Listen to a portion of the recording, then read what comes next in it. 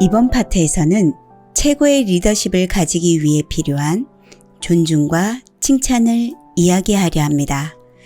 존중은 무언가를 귀하게 여겨 보호해주고 지켜주는 것입니다. 우리 신화인들은 모든 사람을 서로 존중해야 합니다. 우리가 속한 신화 안에서 우리가 정한 규범으로 서로 존중해 주세요. 그러면 서로가 존중받을 수 있으며 함께하는 다른 사람들도 당신을 귀하게 여겨 존중해 줄 것입니다. 존중과 함께 하여야 할 첫 번째는 칭찬입니다. 칭찬의 힘이 얼마나 큰 영향력을 가져다 주는 것인지는 칭찬한 다음 여러분이 느끼실 수 있을 것입니다. 그럼 시작하도록 하겠습니다. 최고의 리더는 어떻게 사람을 움직이는가?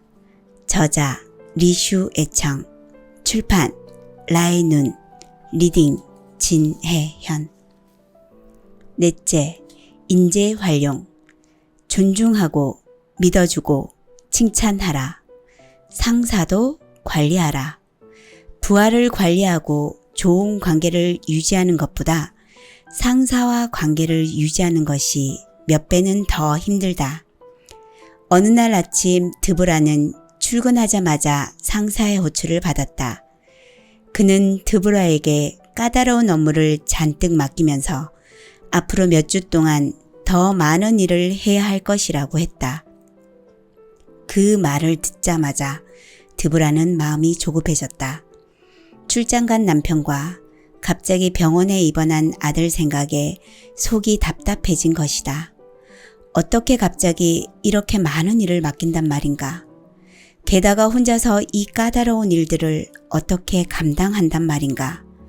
드보라는 생각했다. 나를 무슨 노예로 하나? 어쩌면 이렇게 동정심도 없지? 책상 앞에 앉은 그녀는 생각할수록 화가 치밀어 올랐다.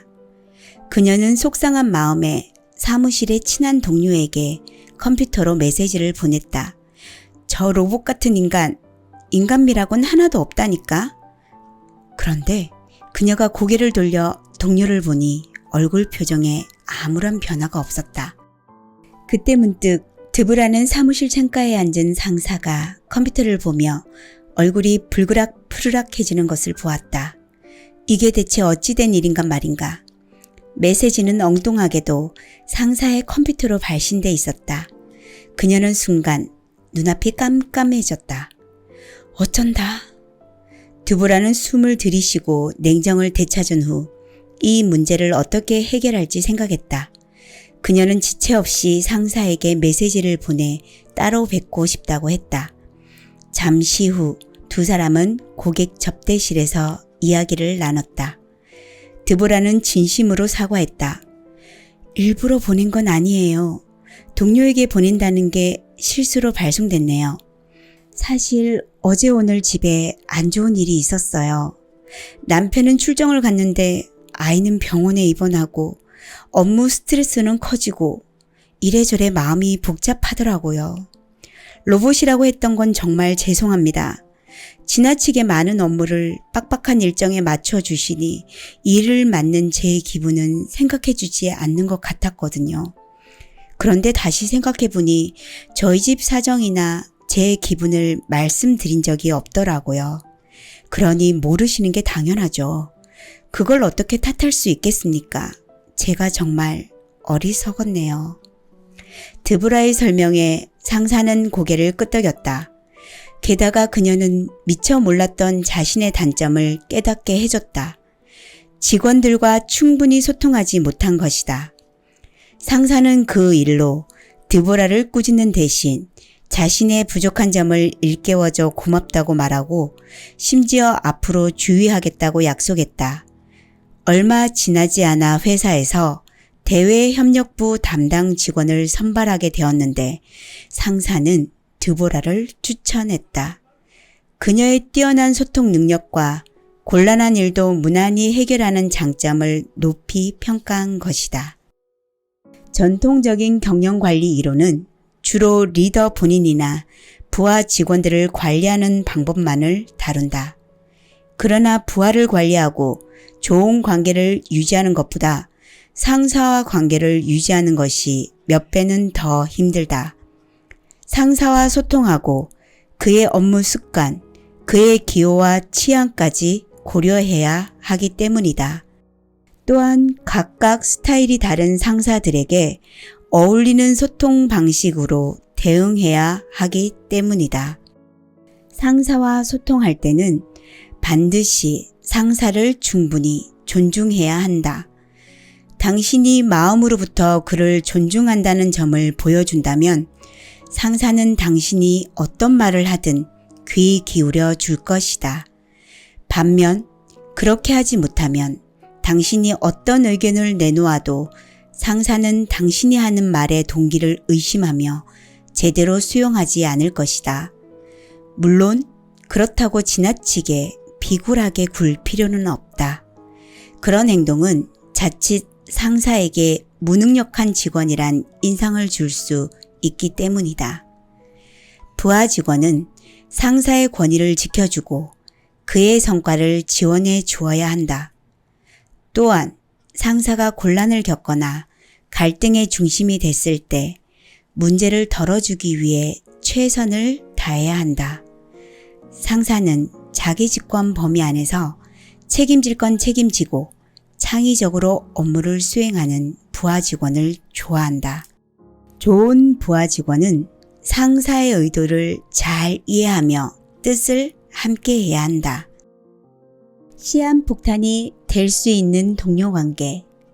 동료 관계는 직접적이고 일상적이며 밀접하고 빈번하다는 특징이 있기에 어떤 문제가 있을 때 쉽게 분란이 발생할 수 있다. 1754년 미국이 독립하기 전 조지 워싱턴이 장교로 주둔하고 있던 버지니아에서 주의원 선거가 열렸다. 후보는 2명으로 압축됐다. 대부분의 사람은 워싱턴이 추천한 후보를 지지했지만 윌리엄 빈만은 결사적으로 반대했다. 이로 인해 워싱턴과 윌리엄 빈 사이에 격렬한 논쟁이 벌어졌다. 화가 치밀어 오른 워싱턴은 상대에게 모욕적인 말을 내뱉었고 분을 참지 못한 윌리엄 빈은 워싱턴을 땅에 때려 눕혔다. 워싱턴의 친구들이 달려와 윌리엄 빈을 둘러섰다. 워싱턴의 부하 역시 바로 총을 들고 달려왔다. 금방이라도 무슨 일이 일어날 것 같은 긴장감이 가득했다.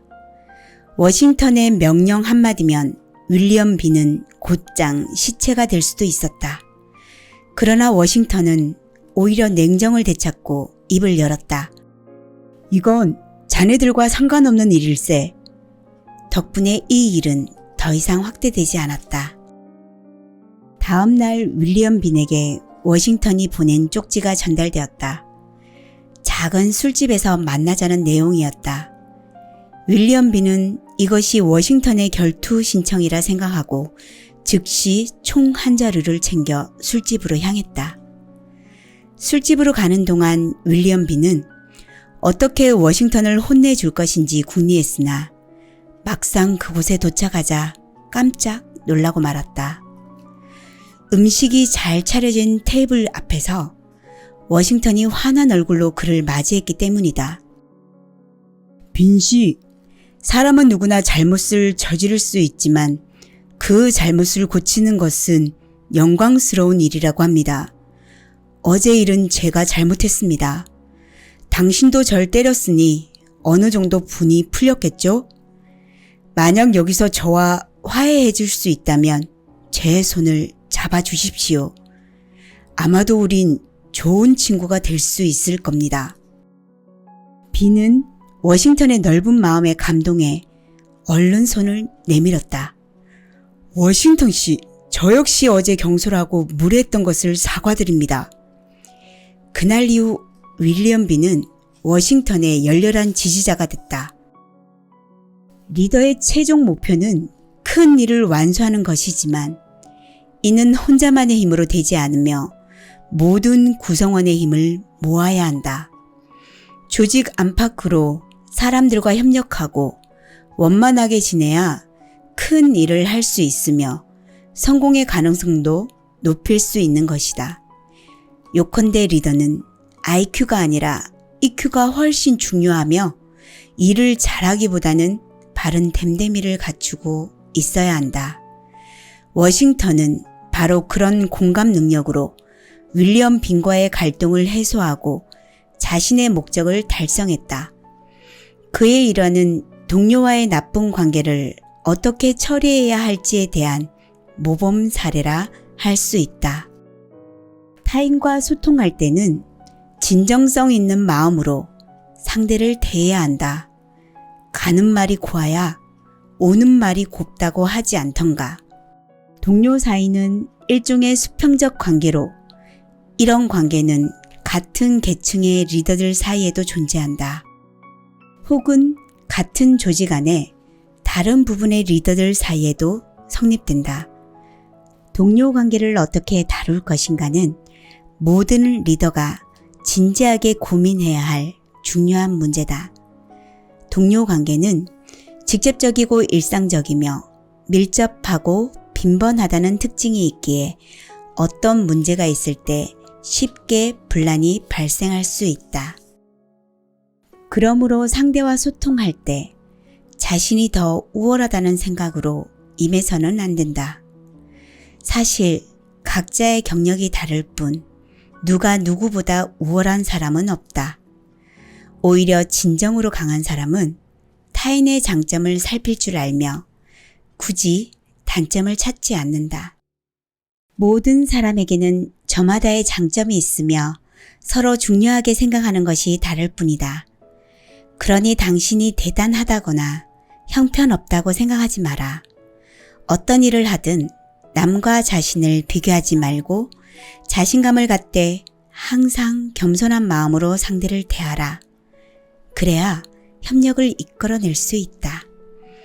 동료를 대할 때는 겸손하고 넓은 아량을 베풀어야 하며 상대가 자신을 뛰어넘는 것을 두려워해서는 안 된다.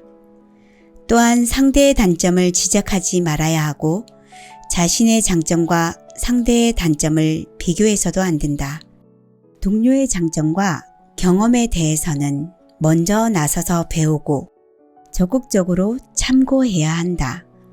동료의 단점이나 잘못으로 얻은 교훈은 경계로 삼아 업무 중에 같은 잘못을 반복하지 않도록 해야 한다. 그래야 함께 발전할 수 있다. 시나 부클, 최고의 리더는 어떻게 사람을 움직이는가 파트 4였습니다. 다음 시간에는 김종호 지휘마스터님의 리딩으로 찾아뵙겠습니다. 지금까지 시나 부클이었습니다. 감사합니다.